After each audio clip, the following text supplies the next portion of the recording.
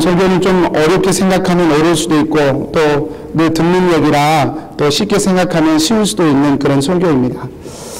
여러분, 우리는 행함이 아니라 믿음으로 구원을 받습니다. 그게 갈라디아서에 계속되는 주장이고 이야기입니다. 우리는 행함이 아니라 믿음으로 구원을 얻는다. 그런데 그 믿음이라고 하는 것이 그 믿음으로 구원을 얻게 하는 그 믿음이 자연스럽게 그리고 필연적으로 행함의 열매로 이어지게 되어 있다. 이것이 갈라디아서의 흐름입니다.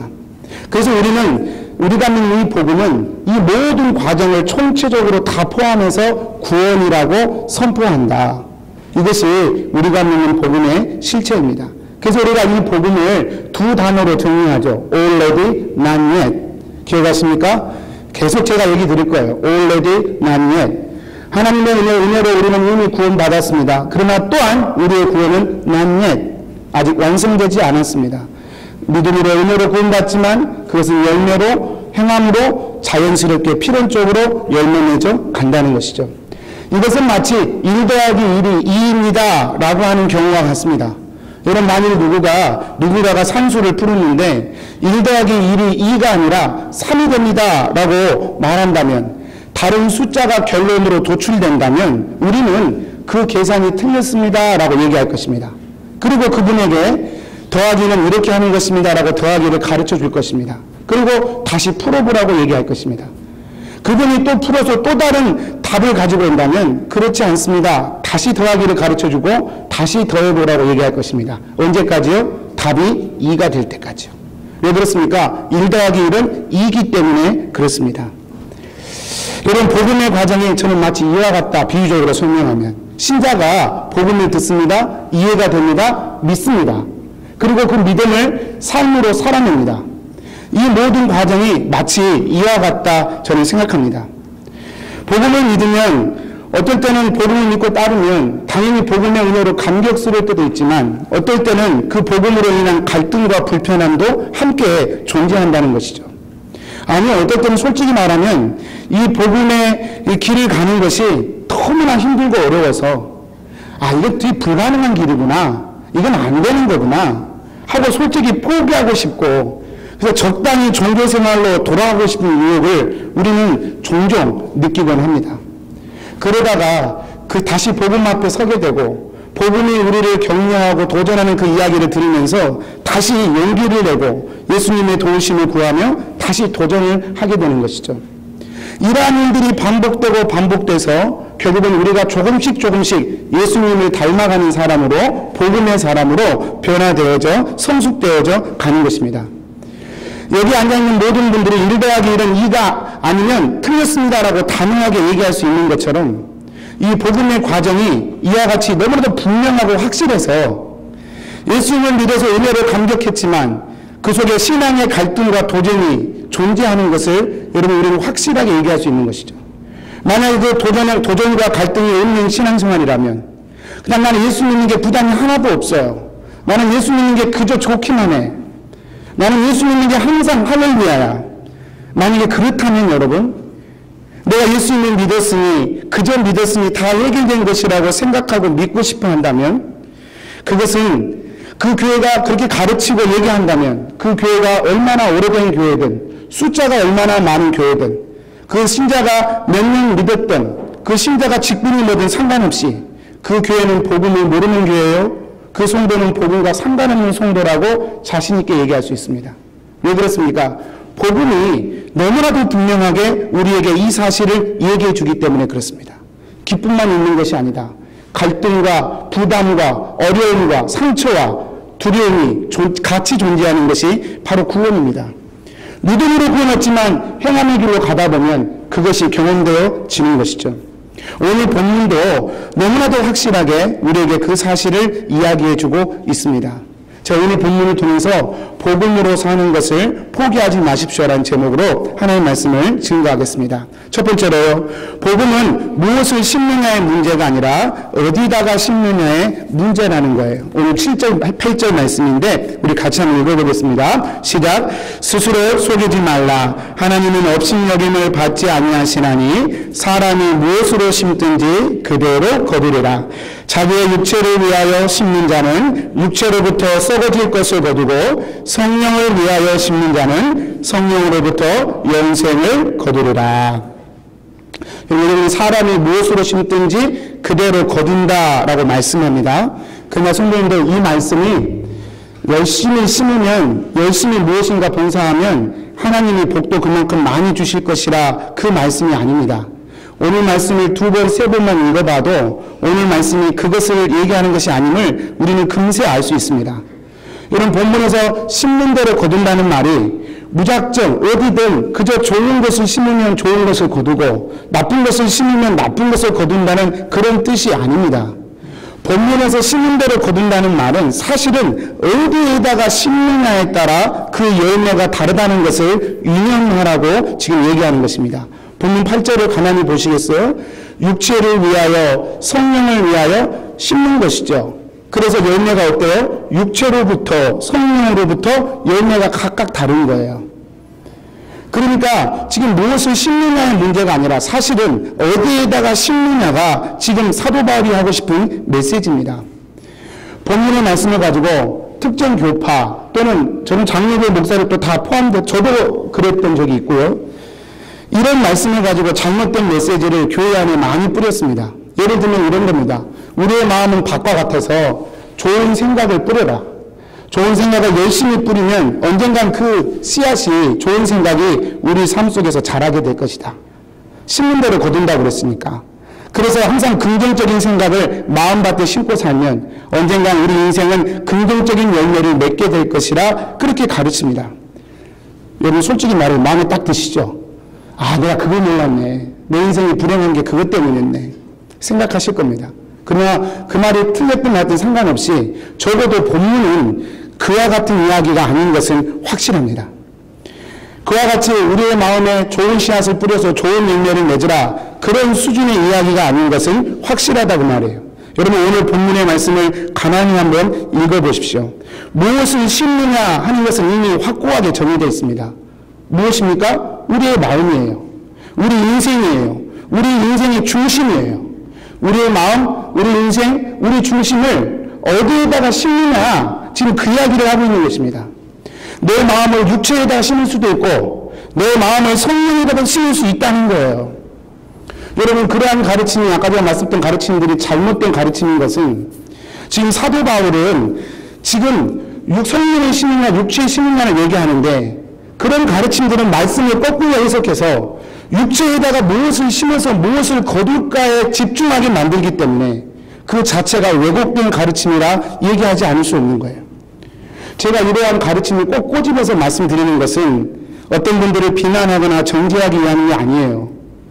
우리가 얼마나 하나님의 거룩한 말씀을 이 땅의 육체의 축복으로 왜곡시켜버리는 시대에 살고 있는가, 그런 상황 가운데 노출되어 있는가를 한번 생각해 보시라고 이런 말씀 드리는 거예요.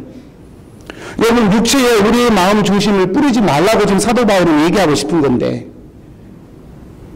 축복을 설명하는 분들은 우리의 마음에 육체에다 좋은 씨앗을 뿌리고 좋은 열매를 맺으라고 가르치니 어찌 이것이 거꾸로 가는 말씀이 아니겠습니까? 아니, 오히려 나 혼자 육체의 마음에 좋은 씨앗을 뿌려 좋은 열매를 맺는 건 부담스러운데 목사님들이 그렇게 설교해 주니까, 성경이 그렇다고 얘기해 버리니까 오히려 용기를 내서 하나님의 이름으로 육체에다가 더 좋은 씨앗을 뿌리기에 노력해 버리는 결과가 나오는 것 아니겠습니까? 참으로 왜곡된 가르침이 교회 안에 있는 것이죠. 여러분, 선악과를 따먹고 하나님의 보호하심을 잃어버린 아담과 하와가 두 가지 일을 합니다. 하나는 숨는 것입니다. 나무 뒤에 숨었습니다. 또 하나는 가리는 것입니다. 무화과 나무 잎으로 부끄러움을 가리었습니다. 둘 다 아니에요. 두 가지 다 망한 자가 하는 행동입니다. 둘 다 멸망한 사람들이 하는 행동이에요. 하나님이 그래서 아담에게 찾아오시죠. 아담아, 어디 있느냐? 여러분, 아담아 어디 있냐는 말이 아담이 어디 있는지 몰라서 찾고 있는 말씀일까요? 아담아, 어디 있는지 모르겠다. 꼭꼭 숨어라. 못 찾겠다. 어디 있느냐? 그 얘기일까요? 그럴 리가요. 하나님이 아담이 어디 있는지 왜 육체적으로 모르겠습니까? 하나님 그런데 불구하고 아담아 어디 있느냐라고 말씀하시는 것은 지금 아담에게 무엇인가를 촉구하시는 것입니다. 무엇을 촉구하시는 것입니까? 죄가 있더라도 숨지 말라는 거예요. 죄가 있더라도 죄가 없는 척, 너 스스로 죄 없는 척하고 그렇게 있지 말라는 것입니다. 죄가 있어도 그래서 무섭고 두렵고 떨려도 내 앞으로 나오라는 거예요. 네가 써야 할 자리는 나무 밑에 숙여서 숨는 것이 아니라 두렵고 떨려도 죄 때문에 무서워도 내 앞으로 나오는 것이다. 네가 써야 할 자리는 하나님 내 앞에다. 지금 하나님이 아담에게 그 말씀을 하시는 것이죠. 무엇에 관한 말씀입니까? 인생 중심에 관한 이야기예요. 육체적인 포지션을 얘기하는 게 아니라 마음의 중심에 대하여 하나님이 아담에게 촉구하고 계시는 것입니다. 너는 내 앞에 있어야 된다. 네 마음은 나에게 있어야 된다. 비록 죄가 있을지라도. 이것이 하나님이 아담에게 하고 싶으셨던 말씀이세요. 왜 그럴까요? 그래야 치료하실 거 아니에요. 그래야 그 문제를 해결하실 거 아니에요. 그래야 하나님께서 그 아픔과 눈물을 닦아주시고 새롭게 하실 거 아니에요. 하나님 앞에 나오지 않고 숨어있는데 하나님이 어떻게 치료할 수 있으시게 되겠습니까? 여러분, 신앙의 핵심은 항상 이것입니다. 나의 마음이 지금 어디에 있는가? 지금도 이렇게 예배드리는 여러분의 표정 중에 아이고 내가 가스불 끄고 왔나? 또 이거 끝나고 나 친구랑 점심 약속 있는데 또 이거 끝나고 내가 누구 만나야 되는데 오늘 예배 정확히 끝나야 되는데 늦으면 큰일 나는데 혹시 그런 생각으로 앉아 계시면 계십니까? 마음이 콩밭에 가 있다 제가 그렇게 표현하죠. 여러분 마음이 어디에 있는가가 중요하다는 거예요. 마음이 어디에 지금 포지션하고 있는가 그것에 따라 여러분 하나님은 그것을 보신다 그렇게 얘기합니다. 사랑하는 성도님들 지금 예배될 때 여러분의 마음이 하나님 앞에 서 있게 되기를 정말로 축복합니다. 이것이 이렇게 중요한 이유는요 어디에 심느냐에 따라 그 열매도 분명하게 달라지기 때문에 그래요. 오늘 말씀 8절인데 오늘 말씀 8절에 썩어질 것을 거둔다라고 말했는데 8절 공동번역과 NIV 성경을 보면 조금 다르게 얘기합니다. 여러분 아무리 종교적으로 그럴싸해 보여도요 아무리 종교적으로 착하게 살아도요 봉사 잘하고 성실해도요 그 인생의 뿌리가 여전히 자신의 주인됨에 놓여져 있다면 그리고 그것을 그렇게 아무렇지도 않게 여긴다면 그것은 본문에 육체 위에 심었다라고 지금 본문은 표현하는 것입니다. 여러분 육체에다가 우리의 마음을 심으면 어떻게 된다고요? 오늘 8절 공동번역에는 좀 더 정확하게 번역합니다. 멸망을 거두겠다 이렇게 표현합니다. 영어 성경으로 보면 destruction, 파괴, 멸망을 뜻합니다. 육체에다가 심으면 멸망과 파괴, 썩어질 것을 거두게 될 것이고 성령에다가 네 마음을 심으면 하나님의 생명, 영원한 생명을 얻게 될 것이다. 이것이 지금 사도 바울이 정말로 하고 싶은 이야기예요. 여러분 너무나 당연한 이야기 아닙니까? 그래서 심은 대로 거둔다 얘기하는 거예요. 천국과 지옥도 마찬가지예요. 천국이 금이 많아서 천국이 아니라 예수님이 계셔서 천국이라고 한다면 지옥이 불이 뜨거워서 지옥이 아니라 예수님이 안 계셔서 지옥이라고 한다면 이 땅에 사는 동안 예수님 없이 살던 사람이 갑자기 죽어서 예수님이 왕이신 천국에 가면 그것이 더 이상한 이야기 아닙니까? 그것이 논리적으로 더 말이 안 되는 이야기 아닙니까?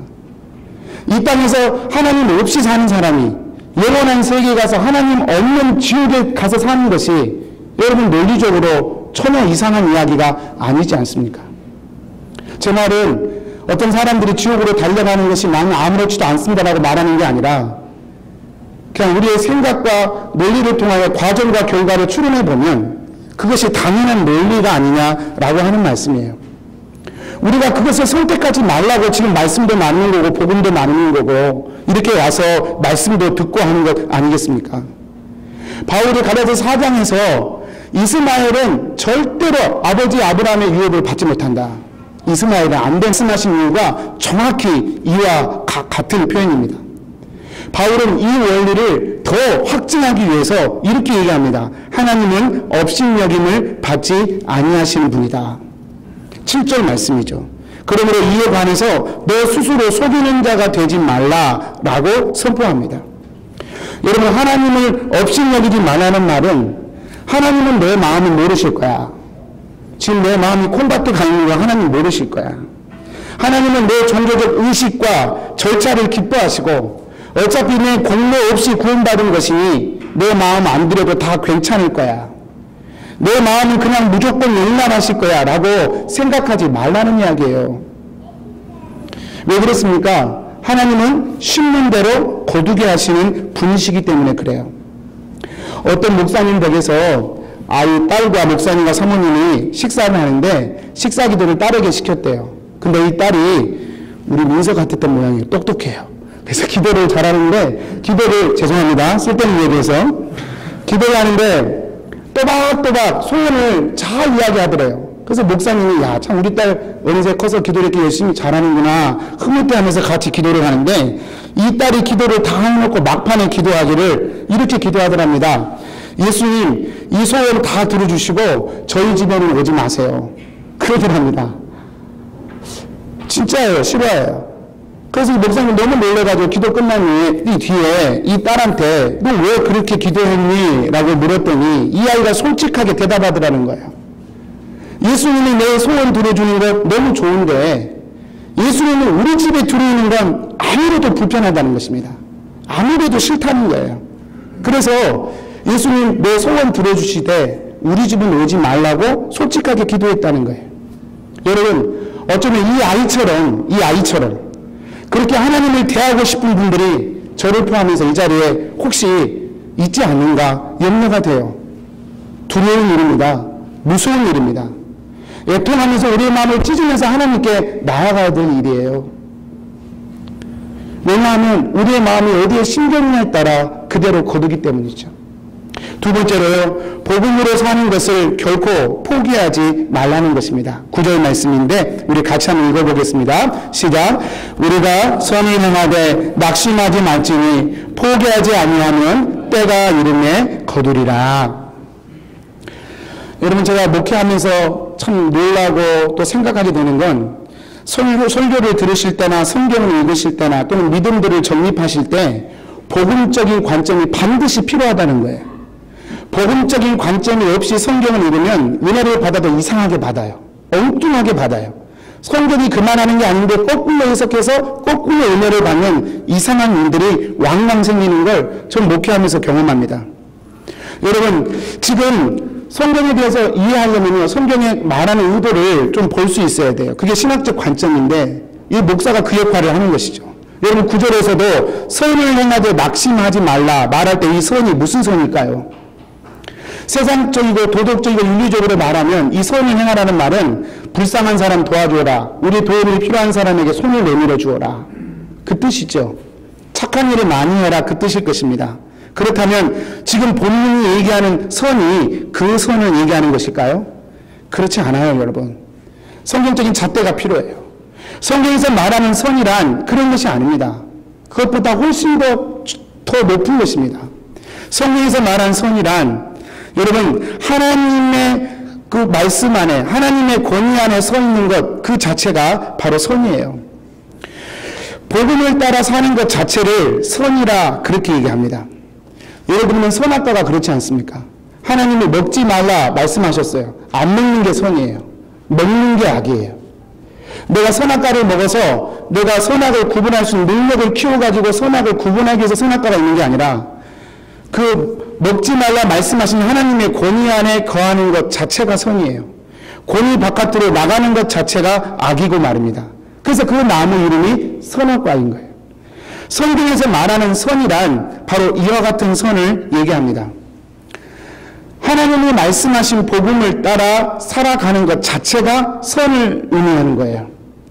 오늘 말씀과 연결시켜보면 선을 행한다는 말은 우리에게 제시주신 하나님의 그 복음, 다시 말하면 내 인생의 뿌리를 하나님께 두고 하나님께 두면서 나온 모든 행위와 모든 생각과 모든 가치관이 다 선이 되는 거예요. 성경에서 말한 선이란 바로 그것입니다. 지난주의 말씀과 연결시켜보면 하나님이 말씀하신 선이란 내 허물을 내가 지고 다른 사람의 허물을 내 허물로 여기고 같이 지고 가는 것. 복음 때문에. 안 그래도 되는데 복음 때문에 그렇게 지고 가는 것. 쓸데없이 내 자랑하면서 다른 이에게 상처 입히지 않는 사람이 되는 것. 그것이 바로 복음을 따라 그렇게 살면 그것이 바로 하나님 앞에 선이고 그 모든 것들이 다 선을 행한다라는 것으로 성경은 해석할 수 있는 것입니다. 여러분 기억하십시오. 성경에서 항상 선이라고 하는 건 도덕과 윤리적인 불이웃기 돕기 수준의 선은 아닙니다. 물론 그것을 포함하지만 하나님의 복음을 받고 복음대로 살아내기 위해 움직이는 모든 것이 하나님 보시기에 선이고 그것이 바로 선을 행한다. 성경은 그렇게 얘기하는 것입니다. 어렵습니까? 어렵지 않죠? 여러분의 표정이 어쩌려고 그러세요? 그런 표정인데요. 제가 준비를 많이 했는데 여러분 조금만 더 들어보시기 바랍니다. 여러분 지금 그 선을 얘기하는 거예요.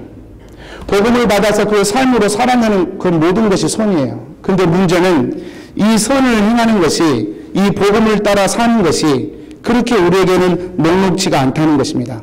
왜 그럴까요? 여러분 그럴 수밖에 없지 않겠습니까? 여러분 영어 때문에 왜 힘들어 하십니까? 그럴 수밖에 없지 않습니까? 우리는 한국에서 태어났으니까요. 어릴 적부터 한국말만 하고 살았으니까요. 어느 날 갑자기 이민 와서 캐나다에서 영어 쓰려고 하니 여러분 머리가 아프고 온몸이 아프죠. 영어만 생각해도 스트레스가 생기는 것이죠. 그럴 수밖에 없지 않습니까?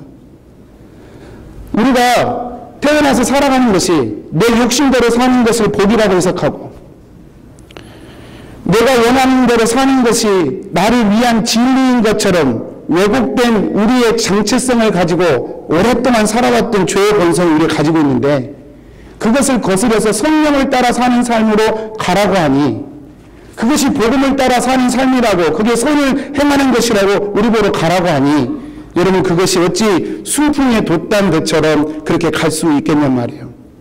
괴로움이 있는 거예요. 그 안에는 반드시 수많은 실패가 있는 것입니다. 입에서 단내가 나는 힘겨움이 있는 것입니다. 여러분 사도 바울의 탄식을 한번 보시겠습니까? 로마서 7장 18절입니다. 제가 한번 읽어볼 테니까 눈으로 보시기 바랍니다. 내 속 곧 내 육신에 선한 것이 거하지 아니하는 줄을 아노니 원함은 내게 있으나 선을 행하는 것은 없노라. 여러분 이제 성경에서 말한 선이 무엇인지 아셨죠? 여러분 예수 안 믿어도 부리토끼는 다 해요. 그런 선을 성경이 얘기하는 게 아니에요. 바울이 뭐라 그래요? 내게 선한 것이 없다. 내게 선한 것이 없다는 거예요. 내 죄된 본성을 얘기하는 거예요. 내 죄된 본성은 복음을 쫓아 사용하는 욕구 자체가 없다는 거예요. 내 영은 하나님이 다시 살리셔서 하나님의 뜻을 복음을 따라 살고 싶은 마음이 있지만 내 죄된 본성은 그 복음을 따라 사는 것 자체를 철저히 거부하는 그것이 내 안에 있다는 거예요. 그들의 21절 23절까지 말씀 계속해서 보겠습니다. 그러므로 내가 한 법을 깨달았노니 곧 선을 행하기 원하는 나에게 악이 함께 있는 것이로다. 여러분 이것도 선도 악도 다 성경적으로 보실 수 있으셔야 돼요. 내 속사람으로는 하나님의 법을 내 지체 속에서 또 한 다른 법이 내 마음의 법과 싸워 내 지체 속에 있는 죄의 법으로 나를 사로잡는 것을 보는도다. 이것이 사도 바울이 매일 경험하는 자신의 하나님을 알고 복음을 따라 살고 싶고 그렇게 결심하고 싶고 그렇게 고백하며 나아가고 싶은 마음이 있는가 동시에 죄된 본성은 단 1%도 따라가고 싶은 마음이 없는 거예요. 이 두 마음이 내 안에 존재하는 거예요. 그리고 24절에 뭐라고 말하느냐? 오라 나는 곤고한 사람이로다. 이 사망의 몸에서 누가 나를 건져내라. 여러분 거듭난 사람 세상의 종이었다가 하나님의 자녀가 된 사람은 모두가 예외 없이 이 절망과 낙심의 탄식의 과정을 지나가게 되어 있는 거예요. 이것이 없습니까? 1 더하기 1은 2가 아니에요. 2가 아니라고 여기시는 것 같아요. 24절 곤고한 사람이다 이 말을 좀 쉬운 새번역 성경으로 번역하면 좀 더 실감이 납니다. 이렇게 번역해요. 아 나는 비참한 사람입니다. 누가 이 죽음의 몸에서 나를 건져 주시겠습니까? 아 나는 비참한 사람. 복음을 따라 성령으로 섰는 자의 삶을 심는 자를 복음을 따라 성령으로 심는 자의 삶을 내가 원하지만 육체에 매여 그렇게 하지 못하는 자신의 삶의 결과물들을 본단 말이에요. 자신의 삶의 흔적들을 본단 말이에요. 그때마다 우리는 우리 자신의 비참함을 통감하게 되는 거예요. 그래서 외치는 거예요. 아 나는 참 비참한 사람이로다. 누가 나를 이 지경에서 건져낼 수 있겠는가 외치게 되는 것이죠. 여러분 이러한 탄식이 있다 없다? 우리 안에 반드시 있다는 거예요. 1 더하기 1은 2처럼 우리 안에서 이것들이 늘 경험될 때마다 우리가 느끼는 건 야 이거 못해 먹겠구나. 못하겠구나. 복음으로 사는 건 나 같은 사람이 할 수 있는 일이 아니구나.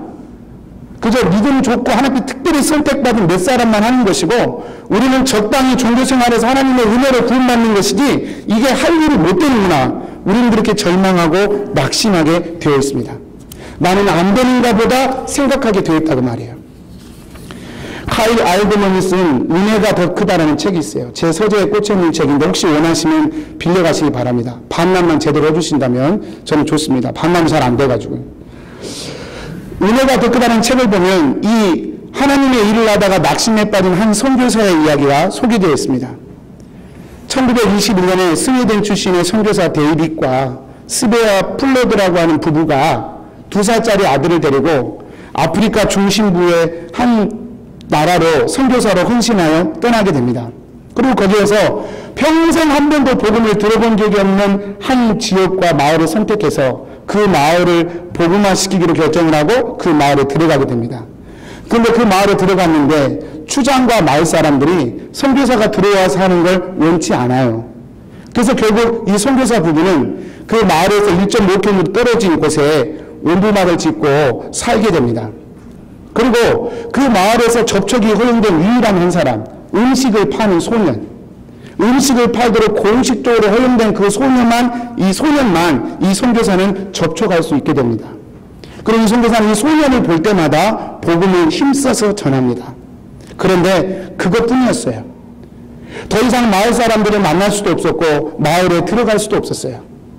이 데이빗 선교사는 그렇게 세월을 보내다가 어느 날 사모님이 임신을 하게 되고 사모님이 임신한 상태에서 말라리아 병에 걸리게 됩니다. 그리고 사모님은 그 말라리아에 걸린 상태에서 아이를 낳다가 그만 목숨을 잃게 되고 맙니다. 이 데이빗 선교사는 사역도 가정도 아무 열매도 얻지 못한 채 오히려 사랑하는 아내마저 잃어버리게 되었어요. 이런 상태였던 이 선교사는 마음으로 분노합니다. 그리고 27살 된 아내의 시신을 무덤을 만들어서 묻고 그 위에다가 하얀 십자가를 세우고 아내의 이름을 새겨놓습니다. 그리고 피덩이가 된 그 딸 아기를 품에 품고 다른 선교사를 찾아가서 이렇게 말합니다. 저는 스웨덴으로 돌아가겠습니다. 저는 아내를 잃었고 이 아기를 돌볼 수도 없습니다. 하나님이 제 인생을 다 망쳐 놔버렸습니다. 그렇게 그는 아들을 데리고 스웨덴으로 돌아갔고 그 핏덩이인 그 딸은 다른 선교사들에 의해 입양되어 미국으로 가 한 크리스찬 가정의 딸로 입양되어 신실하게 자라가게 됩니다. 이 딸이 애기라는 이름을 갖게 돼요. 애기. 이 애기는 이제 신실한 크리스찬으로 40년간을 지내게 됩니다. 40년 정도 세월이 흐른 어느 날 이 미국에 살던 이 애기가 어느 날 스웨덴 잡지 한 권을 우연히 보게 됩니다. 스웨덴 잡지 한 권을 우연히 보았는데 그 잡지에 십자가 모양의 무덤이 사진으로 찍혀 있는 걸 보게 됩니다. 그리고 그 사진을 가만히 들여다보니 거기에 스베아 플로드라고 하는 이름이 적혀 있는 걸 봅니다. 이 애기는 순간적으로 이 무덤이 자신의 엄마의 무덤임을 알게 됩니다. 그리고 이 애기는 이 잡지책에 왜 이런 사진이 올려졌는가를 사연을 알아보게 되고 그래서 결국 엄마의 죽음과 아빠의 사연 이야기를 이 잡지를 통하여 다 듣게 됩니다. 그리고 며칠 후 이 애기는 아버지가 계시는 스웨덴으로 날아가게 됩니다. 아버지는 이미 재혼을 했고 이복 형제 4명의 아들을 둔 자녀를 둔 아버지로 지내게 됩니다. 그런데 얼마나 술을 끼고 살았는지 평생을 술을 끼고 산 덕분에 그의 삶은 망가질 대로 망가져 있었습니다. 70이 넘은 노인이 된 이 데이빗은 자신을 향해 아빠하고 달려오는 40대 중년 여성을 보면서 그 여자가 자신이 버린 딸임을 직감적으로 알게 됩니다. 그리고 아빠하고 다가오는 그 애기를 향해 눈물을 하염없이 흘리며 미안하다고 얘기합니다. 내가 너를 버려서 미안해. 그때 이 딸 애기는 괜찮다고 말합니다. 그리고 하나님께서 자신을 지켜주셨다고 말을 합니다. 하나님이란 말이 이 딸 입에서 튀어나오자 아버지 데이빗은 눈물을 그치고 금세 분노의 얼굴로 변합니다. 그리고 다시 몸을 벽을 향해 돌리면서 이렇게 말합니다. 하나님은 우리 모두를 잊으셨어. 우리 삶이 이렇게 된 건 다 그 하나님 때문이야. 이렇게 말하는 아버지에게 이 얘기는 자신이 가져온 잡지의 사진을 보여주면서 이야기를 시작합니다. 아빠가 복음을 전한 그 한 명의 소년이 자라서 마을 전체를 주님께 인도했어요. 아빠가 뿌리신 씨앗이 지금까지 계속 자라고 또 자라고 있었던 거예요. 아빠가 하나님의 부르심에 충실히 따르셨기 때문에 지금 600명도 넘는 아프리카 사람들이 하나님을 섬기고 있어요. 아빠의 헌신도 엄마의 죽음도 결코 헛되지 않았었어요. 아빠. 그리고 예수님은 아빠를 여전히 사랑하세요. 한 번도 아빠를 미워해 본 적이 없어요. 저처럼요. 데이빗은 너무 놀라 정신이 멍해집니다. 경직되었던 얼굴은 풀어지고 몸은 풀어집니다. 그리고 부녀 간의 대화는 계속 지속됩니다. 그리고 이 데이빗은 그날 밤 그동안 40년 동안 원망과 증오의 대상이었던 그 하나님께 다시 돌아오게 됩니다. 그리고 데이빗 선생은 그로부터 몇 주 후에 고요하고 평화로운 죽음을 맞이하게 됩니다. 이 책을 쓴 작가 카일은 이 일을 기록하면서 두 가지를 언급합니다. 첫 번째는 그 낙심에 빠진 한 인생의 끝자락에서 그를 다시 생명으로 부르신 하나님의 은혜를 찬양합니다. 그리고 동시에 반평생을 원망과 분노로 살아왔던 그 선교사 데이빗 선교사의 삶을 안타까워하면서 그가 이해할 수 없는 상황에서도 하나님은 선하시다는 그 사실을 조금만 붙들었더라면, 그가 하나님의 선하심에 대하여 신뢰하는 믿음을 포기하지 않았더라면 그의 생이 어떠했을까 생각하며 안타까움으로 그 글을 마무리합니다. 오늘 낙심하지 말지니라는 말은 원래 격투기 장소에서 벌어진 생견 용어라고 합니다. 여러분, 권투 선수들이, 저도 잘 모르지만 권투 선수들의 기본 자세가 이렇게 가드를 올리는 거죠. 턱을 지키는 것입니다. 저도 잘 모르지만 턱이 그렇답니다. 턱을 누가 빵 치면 턱이 확 흔들리면 이 턱이 뇌를 닿는 그릇과 같아서 이 턱이 순간적으로 흔들리면 그 안에 뇌가 출렁인답니다. 그게 바로 뇌진탕입니다. 그래서 턱을 정통으로 맞으면 사람이 기절해버리는 거예요.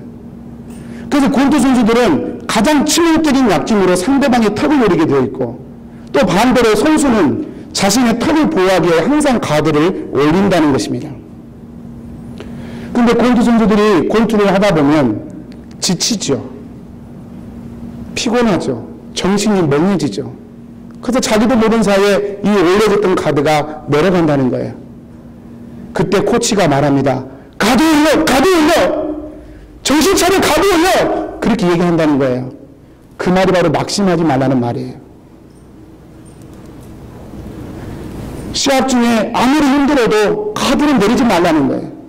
시합 중에 아무리 고통스러워도 시합이 곧 끝나니까 끝나기 전까지 정신 차리고 가드 내리지 말라는 거예요.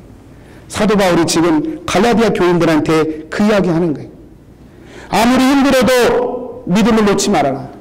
아무리 힘들어도 마음을 떨어뜨리지 말아라. 낙심하지 말아라. 지금 사도 바울은 그 이야기를 하는 것입니다. 공산주의가 기승을 부리던 80년대 후반에 빌리그레임 목사님이 한 전도 집회에서 한 통의 편지를 공개했습니다. 이 편지는 공산주의 사상을 가진 한 남자 청년이 여자친구에게 쓰는 편지였습니다. 제가 내용을 한번 그대로 읽어보겠습니다. 우리 공산주의자들은 사망률이 높습니다. 총에 맞고 교수형을 당하고 조롱당하고 직업을 잃고 있습니다. 우리 중 상당한 퍼센트는 이미 죽었거나 감옥에 갇혀 있습니다.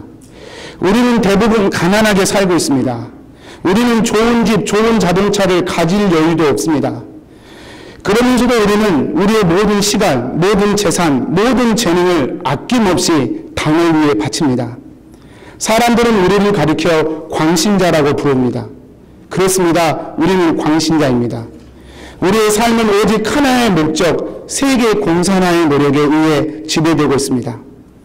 내가 죽도록 갈망하는 것이 있는데 그것은 공산주의가 실현된 세상입니다.